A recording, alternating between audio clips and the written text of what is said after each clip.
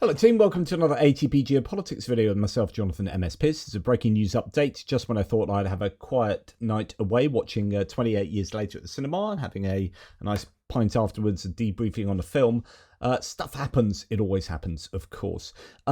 So good news for the Ukrainians. Potentially 4 Russian Su-34 jets have been taken out. The latest is, or from what I can work out, 2 destroyed, 2 damaged, but that's, apply all the usual caveats, as I like to say.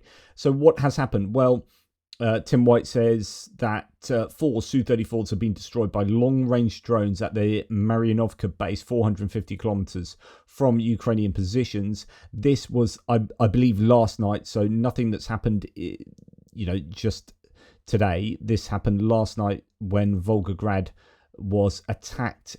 I believe the airport near here closed down as a result of this activity. There's Dnipro there, Kharkiv up there, and you can see it's going across one Oblast and into the other. This looks like Rostov Oblast, and past that into Volgograd there.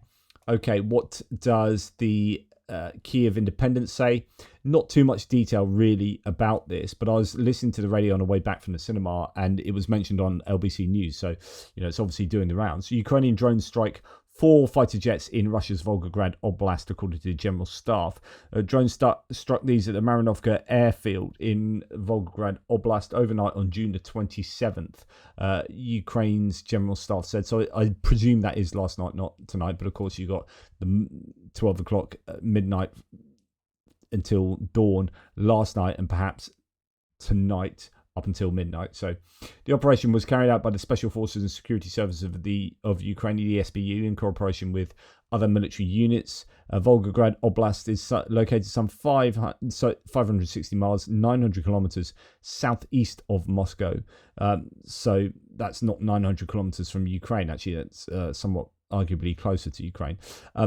According to preliminary data, 2 Russian fighter jets were destroyed and the other 2 were damaged. Russia uses such aircraft to bomb Ukraine, particularly to drop guided aerial bombs. The attack also caused fire at the airfield's technical and operational unit, a facility where combat aircraft are serviced and repaired, according to the General Staff. Kiev Independence not able to independently verify these claims. As Russia intensifies aerial attacks on Ukraine and civilian death toll climbs, Ukraine has stepped up its drone attacks on Russian territory. The recent surge in drone strikes aims to disrupt airport operations, overwhelm air defences and mount pressure against the Russian population.